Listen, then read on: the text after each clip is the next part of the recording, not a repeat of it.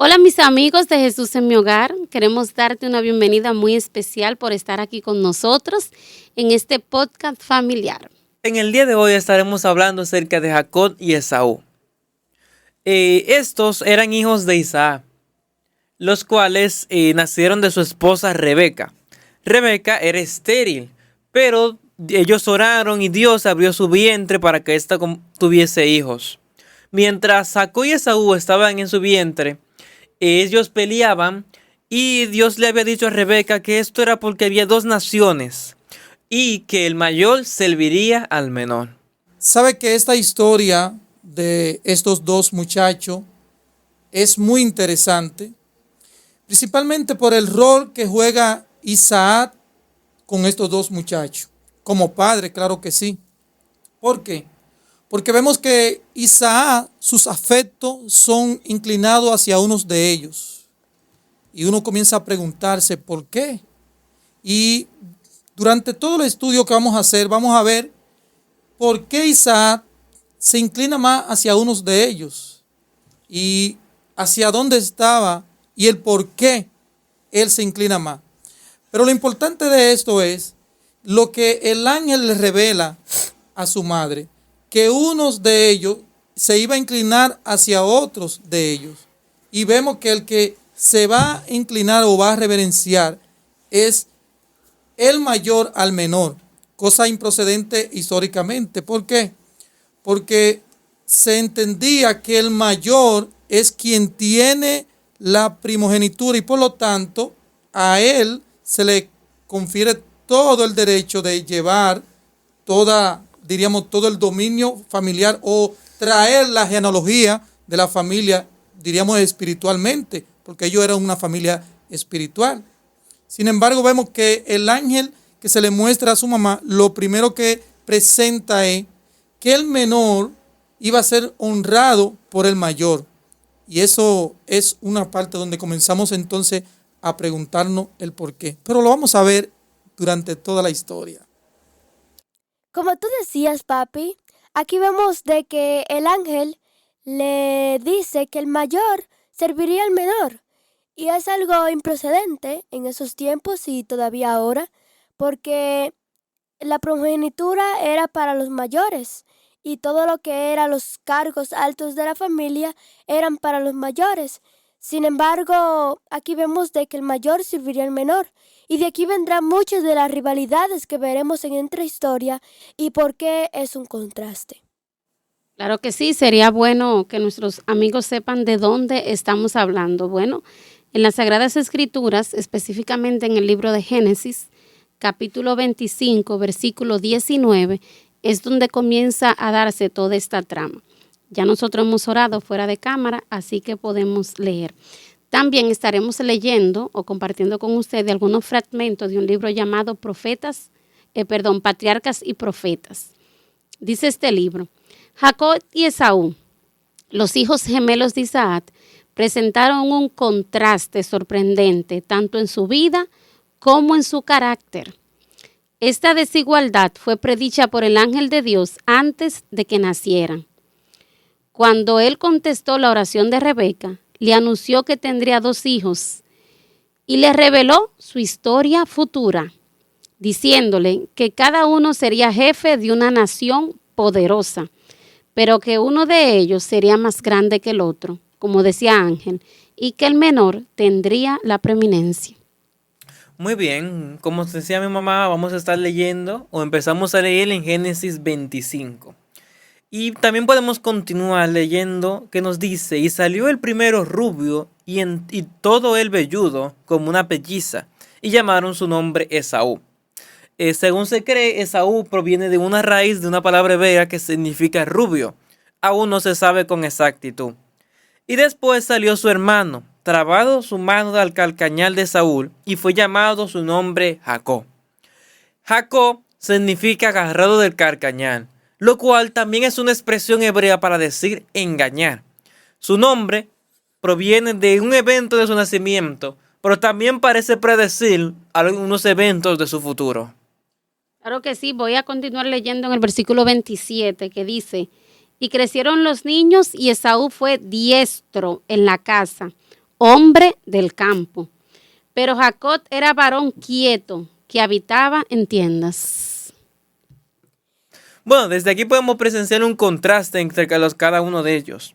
Uno era un hombre de casa, un hombre de afuera, por así decirlo, mientras que el otro era un hombre tranquilo, que se mantenía en su casa y cerca de esas áreas. Y vamos a ver también cómo esto influyó en su carácter y en sus relaciones. ¿Sabe que sobre eso que acabas de leer, Natalie? Hay una parte donde dice que Esaú era muy bueno en la casa. Tenía el vigor, tenía la fortaleza y lo hacía muy bien. Sobre todo, él llevaba a su casa muchísima carne. Su papá le gustaba eso de él, Isaac. Y él se identifica un poco más, inclina más hacia Esaú, porque precisamente esto él hacía. Ahora, muy bien, en la historia bíblica, en el libro de Génesis, ahí vemos un hombre llamado Nimrod. Este hombre dice que tenía esta característica. Le gustaba, tenía el vigor, tenía la fortaleza y le gustaba la casa. Y esto que él hacía, este oficio, lo hacía muy bien. Y algo más, muchas personas consideran que este oficio en la antigüedad era como que si fuera un tipo de deporte. De hecho, el que lo hacía se honraba o se ensaltaban y también se reconocían como un hombre grande. Así que vemos aquí que lo que hacía Esaú le gustaba a Isaac. Y estas cosas nos dejan mucho que entender, que observar sobre esto. Y lo hemos leído ahí. Él le gustaba la casa. Él le gustaba el campo. Tenía la fortaleza y el vigor para hacer todo esto. Y vemos aquí a Jacob. Jacob le gustaba estar más en el hogar.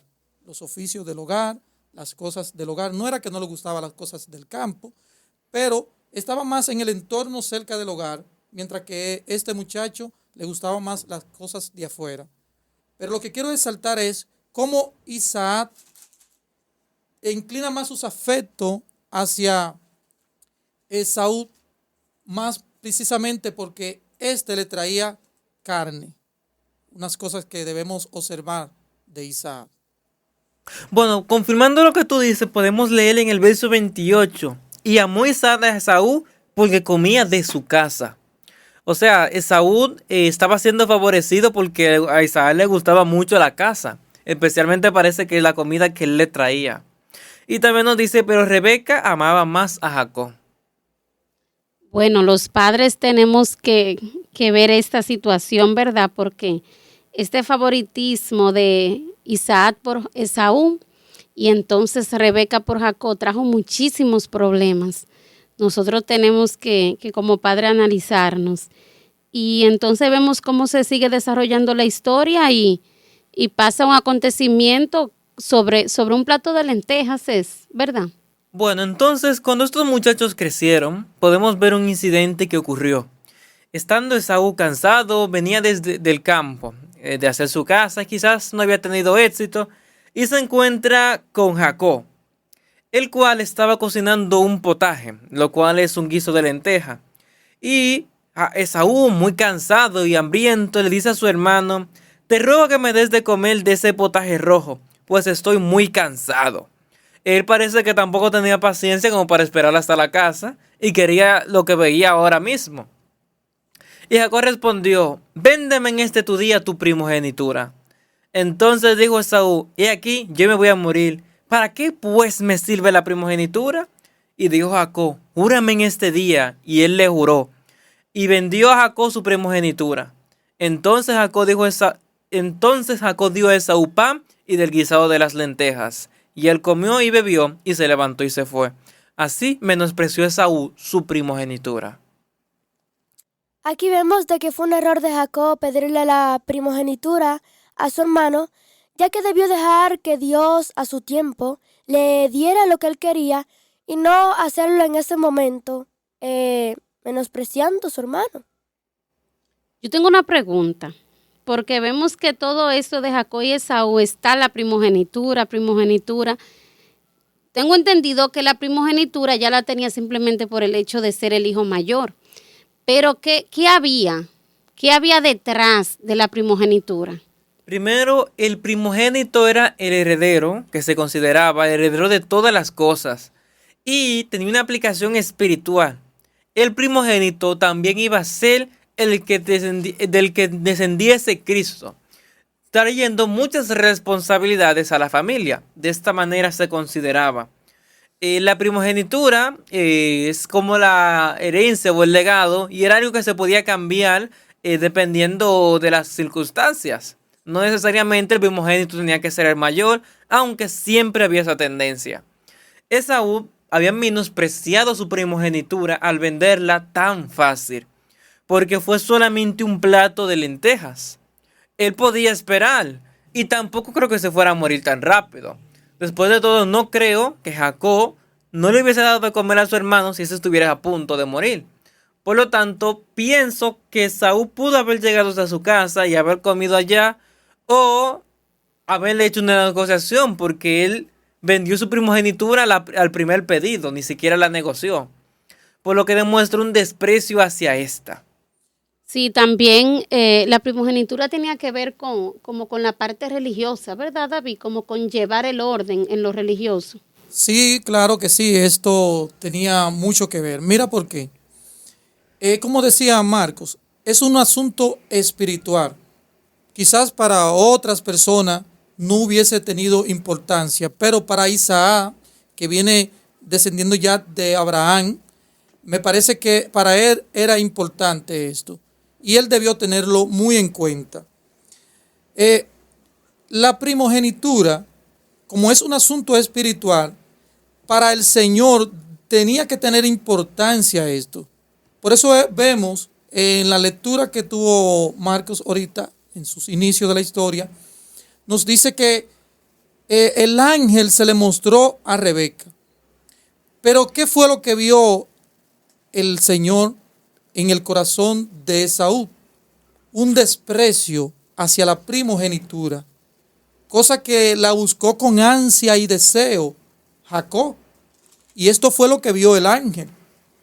Desde antes de nacer, vio a estos dos muchachos que venían, y uno de ellos iba a tener ese deseo de llevar ese legado espiritual, genealógico, que tenía que tener esa familia para seguir la descendencia espiritual. Jacob la buscó con deseo. Sin embargo, se conocía por ley que quien debía llevarla era Esaú. Y no fue así. ¿Quién la llevó? La llevó Jacob, y él era el menor. Entonces, ¿dónde vemos esto? Dios vio esto, y el desprecio que Esaú le iba a dar a estas cosas tan importantes. Entonces, se le muestra a Rebeca y les dice a ella: el menor va a ser más grande que el mayor. La nación que vendrá del mayor se va a inclinar o a reverenciar al menor. Con relación a eso del plato de lentejas y cómo Esaú vendió su primogenitura, eso me deja mucho que pensar, porque por comida. Y quiero compartir con ustedes esto que dice aquí. Esaú pasó la crisis de su vida sin saberlo. Lo que consideró como un asunto apenas digno de un pensamiento fue el acto que reveló los rasgos predominantes en su carácter. Por eso es que en la crisis es que se revela el carácter. Cuando una persona tiene hambre, ¿verdad? Se ve de qué es capaz. O cuando tiene dinero, cuando tiene poder, también se ve de qué es capaz. Entonces dice aquí, mostró su elección, mostró su verdadera estima de lo que era sagrado y que debiera haber sido apreciado como sagrado. Es decir, él no apreció la primogenitura, por eso no le importó venderla. Vendió su primogenitura por la pequeña complacencia de satisfacer el deseo del momento, y eso determinó el curso posterior de su vida. Para Esaú, un bocado de comida valía más que el servicio al maestro. ¡Wow! Tremendo. ¿Será que con nosotros también puede pasar así? Que por serle fiel al Señor, entonces prefiramos otras cosas antes que obedecer. Dios mío. Dios no lo quiere. Esaú representa a los que no han saboreado los privilegios que son suyos, comprado para ellos a un costo infinito. Y en cambio, han vendido su primogenitura por alguna complacencia del apetito o por amor a una ganancia. Wow, eso es para reflexionar. Bueno, continuamos en la historia. Isaac, ya viejo, se cree que tenía 137 años de edad. En este momento sentía que estaba cerca de morir, ya que incluso estaba ciego. Y antes de morir quería darle la primogenitura o la bendición a su hijo Esaú. Por eso lo manda a llamar, le dice, mi hijo. Y él respóndeme aquí. Isaac lo manda a cazar un venado, a cocinarlo y a darle ese guiso para él. Como ya vimos antes, Isaac amaba más a Esaú justamente por los alimentos que él le proporcionaba. Le gustaba ese sabor a la caza. Por lo tanto, parece que también eligió este método para transferir la bendición de la primogenitura. Sí, Marcos, pero mientras Esaú e Isaac están hablando, Rebeca está escuchando lo que ellos están diciendo. Por eso, mientras Esaú va a cazar, Rebeca llama a Jacob y planean algo. ¿Qué fue lo que planearon? Tal y como dice, ese gran error del ser humano. Y ahora te explico el qué. Rebeca sabía que Dios le había prometido a Jacob la bendición. Ella sabía que era Jacob quien la merecía y no Esaú, no solo por esa promesa, sino por la vida que llevaban ambos. Pero ella no esperó que Dios la cumpliese, y ese fue su error. Ella quiso forzar el cumplimiento y no fue de un buen método. Ella eligió el engaño como una herramienta para cumplir esto. Por esa razón le dice a Jacob, busca de los animales, traigan las pieles, vamos a ponértelas. Ese mismo animal que mataron, lo guisaron y lo hicieron y lo prepararon. Y al final, como Esaú había ido a cazar y ellos estaban en la casa, terminaron antes. Y así de esta manera, con las pieles cubiertas en su cuerpo, ese mismo olor que desprendía Jacob, y el plato de guiso fue a presentarse ante su padre. Vamos a omitir lo que ocurrió, pero lograron engañarlo. La bendición fue dada sobre Jacob. Una bendición que el Señor se le iba a dar de todos modos, ¿verdad que sí? Porque Dios había prometido así hacerlo. Entonces, yo me pongo a pensar en cuántos errores cometemos los seres humanos por intentar ayudar a Dios. Porque si Dios te dice que te va a bendecir con algo, entonces la persona se desespera y empieza a usar sus propios medios y lo que hace es cometer un desastre. Sí, mira, sobre eso que Marcos había mencionado y que tú resaltas, Natalie. Tú sabes que vemos la historia de Moisés, un parecido a la historia de Moisés. Moisés intentó ayudar a Dios. Dios le había dicho por medio de su madre que él iba a ser el libertador. ¿Y qué pasó con Moisés? Forzó, como tú dijiste, forzó cumplir lo que Dios había dicho. Pero también no hay que irse muy lejos para ver lo mismo. Y lo vemos con Abraham. ¿Qué hizo Abraham? Abraham forzó también lo que Dios le había prometido, una bendición que debía él esperar. Y eso es como tú dices, Natalie, ¿cuántas veces nosotros forzamos esa bendición, algo que Dios nos promete, pero que nosotros por nuestros propios métodos lo buscamos? Y a veces no es correcto, o no a veces, no es lo correcto. Hay que esperar en que Dios cumpla los que ha prometido en nuestras vidas. Bueno, también hay que saber que la fe sin obra es muerta. Entonces, ¿cómo sabemos cuándo estamos haciendo mal o cuándo estamos haciendo bien? Cuando se viola un mandamiento. Dios nunca va a necesitar nuestra ayuda en una violación de sus mandamientos. Ahí podemos ver matar, adulterar y mentir entre los tres ejemplos que dimos. Por lo tanto, esto no era algo que Dios quería y eso hay que tenerlo en cuenta. Si no se hubiese violado un mandamiento, entonces no hubiese sido algo malo. Por ejemplo, Rebeca pudo haberle recordado a Isaac la promesa. Eso había sido ayudar a Dios. Pero ella no estaba haciendo algo malo porque no estaban ni engañando, matando, mintiendo o violando cualquiera de los preceptos divinos. Pero vemos que eligieron una violación a los preceptos. Esto ya no es esto no es ayudar a Dios. Esto es un error, un engaño que pone Satanás en el ser humano. Wow, y entonces todo esto, ese engaño provocó que Jacob se fuera y su madre nunca más volvió a verlo. Qué tristeza. Sí, y como tú decías, y es algo para reflexionar para nosotros los niños, de que no debemos de engañar a nuestros padres, porque Jacob, con ese engaño, nunca más volvió a ver a su madre, ni su madre a él. Qué triste, terrible. Yo quiero decir algo sobre esto. Y es que Rebeca y Isaac tenían un diálogo. Yo me imagino que sí. Nosotros, los esposos, tenemos un diálogo con nuestras esposas. Ahora bien, quizás lo que pasó aquí es que Rebeca vio un descuido de Isaac en hacer cumplir esta promesa. Y ahí es donde ella se aventura a ir a forzar esa bendición que debió esperar en el Señor. Porque ella veía realmente que la inclinación de Isaac hacia Esaú era muy grande. Y entonces ella diría, no se va a cumplir. Y entonces se aventuró.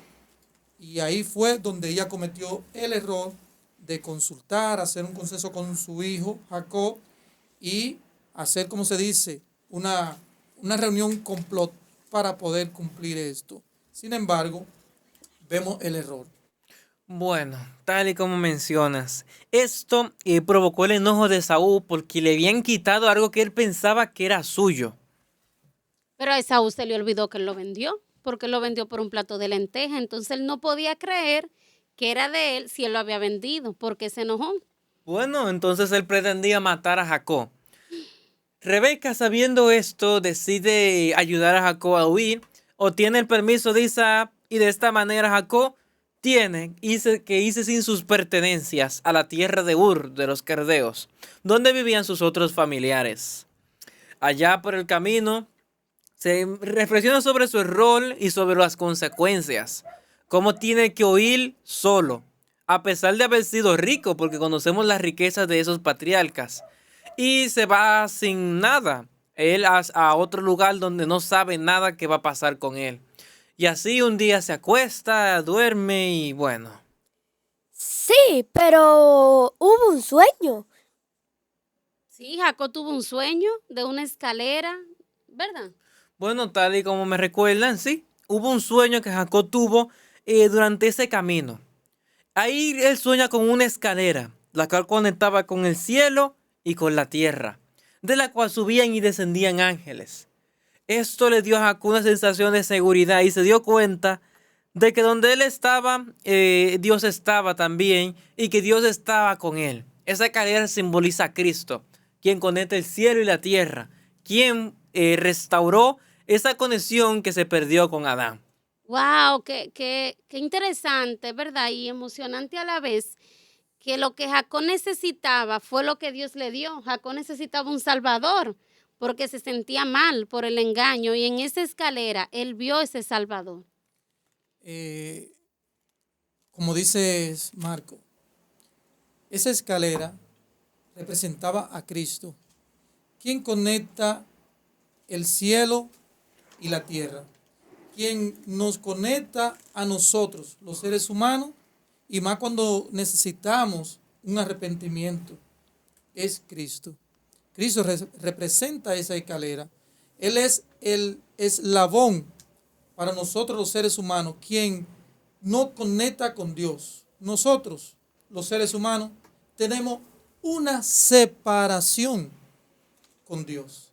Él es quien nos conecta con Dios. Eso fue lo que vio Jacob. Vio a Cristo conectándolo a Él. Y no solo a Él, pudo ver más allá. Pudo ver un panorama mucho más claro, sino a todo aquel que busca arrepentimiento. Esa es la escalera. Y vio ángeles que subían y bajaban por la escalera. Los ángeles tenían tenían una conexión con la escalera. Ellos a través de la escalera era que subían y bajaban, conectándonos con el cielo y la tierra. Esa es la función. Los ángeles, por medio de Cristo, en el santuario celestial, es que suben y bajan, traen a la tierra bendiciones e informaciones que a través de la profecía nosotros conocemos y también nuestras acciones, nuestros actos, nuestras palabras también la conectan allá en el cielo. Y por medio de Cristo, por medio de la escalera que ellos transitan, por medio de la escalera, nosotros vamos a tener la conexión en el cielo.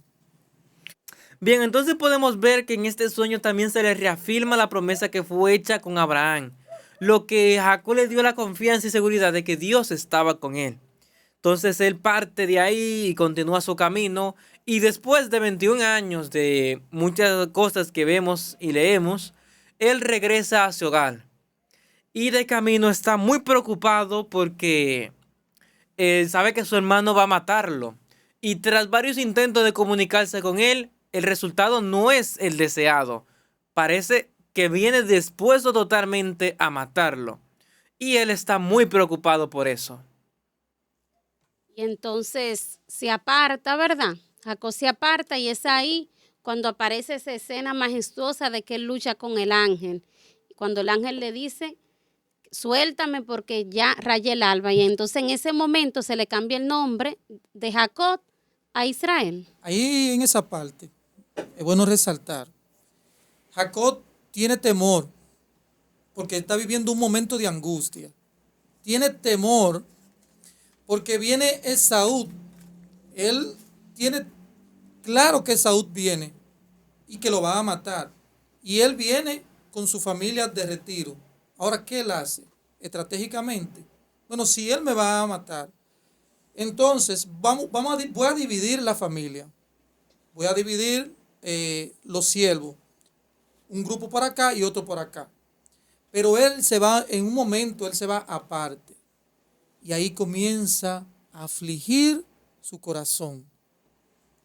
Ahí vemos entonces que el ángel, ¿quién es el ángel? Dígame a ver, ¿quién es el ángel? Cristo. Cristo. Cristo era quien estaba tratando con Jacob de manera directa. El ángel baja y lucha él con el ángel. Dice que durante toda la noche luchaba Jacob con el ángel. Y él, sus palabras eran, no te soltaré hasta que no me bendiga. Yo quiero decirte, cuando yo estudié la historia de Jacob en relación a esta parte y fijando el tema en el tiempo de angustia, que pasaríamos nosotros el tiempo de angustia de Jacob, yo dije, óyeme, aquí hay algo que podremos traer a colación. Nosotros en el tiempo de angustia necesitamos estar agarrados de Cristo, agarrados del ángel. Ese fue el momento de angustia que vivió Jacob. Y decir en el tiempo de angustia, no te soltaré, no voy a soltar la justicia de Cristo hasta que no me bendiga. Nadie en el tiempo de angustia va a poder pasar este tiempo si no está agarrado a Cristo Jesús, sosteniéndose en la justicia de Cristo. Y decir, como dijo Jacob, no te soltaré hasta que no me bendiga. De hecho, todo aquel que aprecie el mensaje de la justicia de Cristo está agarrándose como Jacob con el ángel. Y para poder sobrepasar ese momento de angustia que humanamente sin Cristo podemos pasar, vamos a tener que decir esas palabras. no te voy a soltar hasta que la bendición, la liberación venga sobre nosotros. Hay una parte que a mí me gusta mucho, que tú siempre mencionas, Natalie, sobre el tiempo de angustia. Ay, sí. Y es que cuando nosotros estemos en esos momentos tan terribles, entonces en la hora de supremo apuro, Dios libertará a su pueblo. No tenemos nada que temer, no tenemos nada que temer al futuro, a menos que hayamos olvidado la forma en que Dios nos condujo en el pasado. Si nosotros cada día recordamos todas esas bendiciones y esa protección que el Señor ha tenido con nosotros, pues no tenemos que temer. No tenemos que temer al futuro. Bien, entonces finalmente podemos ver cómo concluye esta historia. Hermoso y de una forma feliz. Vimos las características que simbolizaban entre Jacob y Esaú, cómo ambos fueron diferentes en distintas cosas. Uno anhelaba las promesas y otro les parecían y le daban igual. De esta manera debemos ser como Jacob y anhelar las promesas. Debemos confiar en Dios y recuerden que nunca ayudaremos a Dios desobedeciendo sus mandamientos. Nunca pensemos que vamos a adelantar la obra o alguna otra cosa similar rompiendo uno de los preceptos. Eso no es ayudar a Dios. Eso es algo que Satanás mete en nuestras cabezas para hacernos creer. Recuerden que el fin no justifica los medios. El camino de Dios es recto siempre y termina recto. Así es, Marco. Dios tiene todo al control. Y mientras Jacob estaba preocupado, ya había una conexión de Dios con Esaú. Y le había hecho reflexionar a Esaú sobre su hermano. Y ya todo estaba preparándose. No hay por qué temer, como dice Natalie en esa cita. Porque Dios tiene todo al control. Amén. Y eso ya venía arreglándose en la vida de Jacob. Dios había arreglado todo. Y cuando se encontraron estos dos hermanos, ¿qué hubo? Hubo tranquilidad. Gloria a Paz. Dios. La bendición había llegado sobre la familia de Jacob y Jacob. Amén. Recuerda suscribirte, que es gratis, darle a like y compartir. Bye. Nos vemos. Dios te bendiga.